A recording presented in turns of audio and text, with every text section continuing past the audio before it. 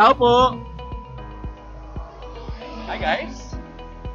Wait lang sir, parang may kamukha ka. Oh. Wait lang ha. Papa Case?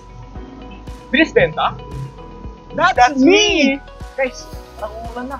Tara, pasok tayo. Tara guys, pasok na tayo! Go! So, yung employee entrance area ng Papa Case. Papa Case. Wow. Ang laki ng entrance area niyo po. So ngayon, ano na ang gagawin natin, Sir Ken?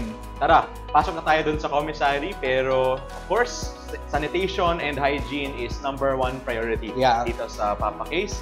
Kaya, mag-dress up na tayo. Let's wear our sanitation hairnets, our mask, our shoe covers before we enter yung commissary natin. Tara! One eternity later.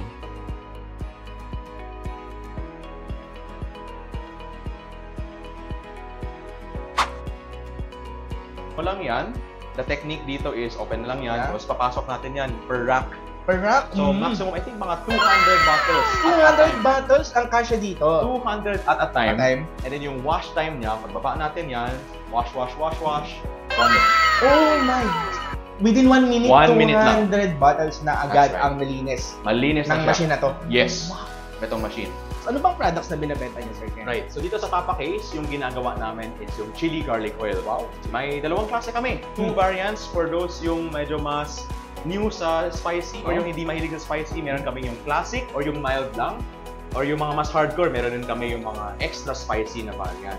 So may iba-ibang sizes lang yan. Ayan. So tara, gusto mo makita? Gusto mo makita? Yan. So filling machine. So ano to, Sir Ken? So bale, ito yung... Dito na nanggaling yan. Yes, dito na galing yan. So pagkatapos natin magluto, dinidiretso na natin dito sa hopper. And then yung hopper sa loob, siya yung magmi-mix ng chili garlic. And then isang press lang yan ng button. Lalabas na yan dito sa button natin. So nakikita natin may isang sample na tayo dito. Yes.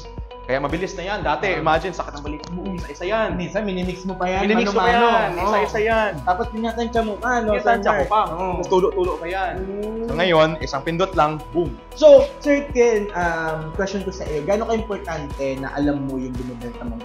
For sure, mas sobrang importante na from start to end, as bilang isang business owner, na alam ko yung mga products ko. Yeah. Kasi #1, gusto ko na quality control talaga yung mga products. Quality control. So that every product na lumalabas dito, same na quality na nare-receive ng customers. You know why? Because customers deserve the best. Plastic sealer on the cap.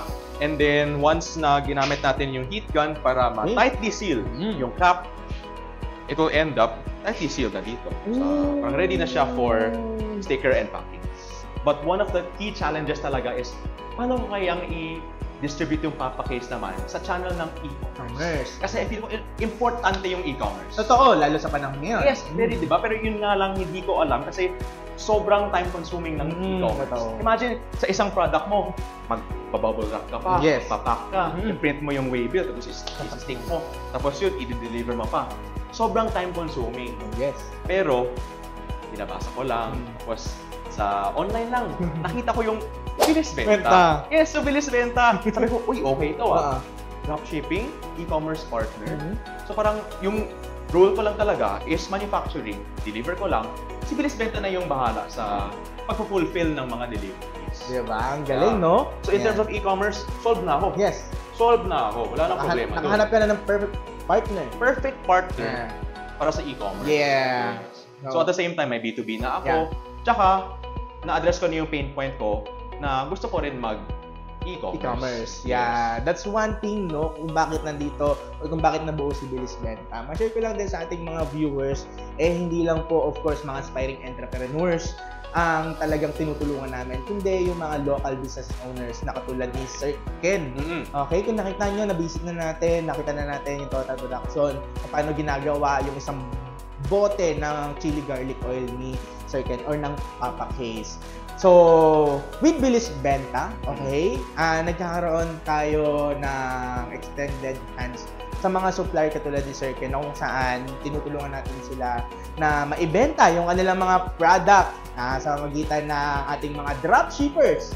Okay? Lalo ngayon ito, yung mga nanonood ngayon na kung saan baka ma-inspired sila sa video natin ngayon. Yes. Okay? Na kayo po may chance na ngayon maibenta na product ng Papa Case kay Bilis Benta. So, under po yan ng catalog ng Home Blends, okay, ng ating Simple Supply at ng ating Mega Deal catalog. Go check out sa ating website. So, Sir Ken, last question para sa iyo.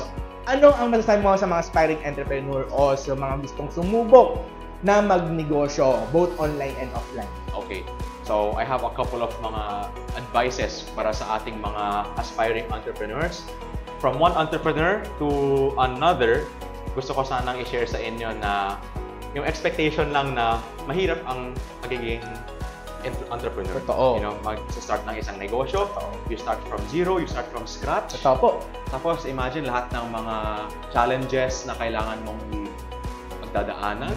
Sobrang hirap niyan. Yes. Pero the tip there is na you have to show up every day. Yes. Consistency is key. Yes. Show up every day. Yung strategy, personal strategy ko is to take things one step at a time. Yes. One step at a time kasi pag sabay-sabay mo yan ginagawa lahat, ma-overwhelm ka. And at the end of the day, you have to believe in yourself, believe in your products, believe in your business. And at the end of the day, pag ganun yung mga strategies nyo, it works for me, it might work for you, your business will grow. Grabe, no? Kung gano'n natin na talagang nahihimay-himay yung insight ng isang business entrepreneur, dito lang yan sa video na ito. Kaya nga, di ba, kung ikaw ay aspirant entrepreneurs talaga, hindi po magsisimula yung inyong business o yung dream business sa ibang tao. Kundi magsistart din talaga sa yan, based kay Sir Ken, no? Talagang nasa sayo kung paano mo sisimulan na kayong negosyo. Kaya Sir Ken, maraming salamat po mag-invite sa amin dito sa inyong area. Hope you enjoyed. Yes.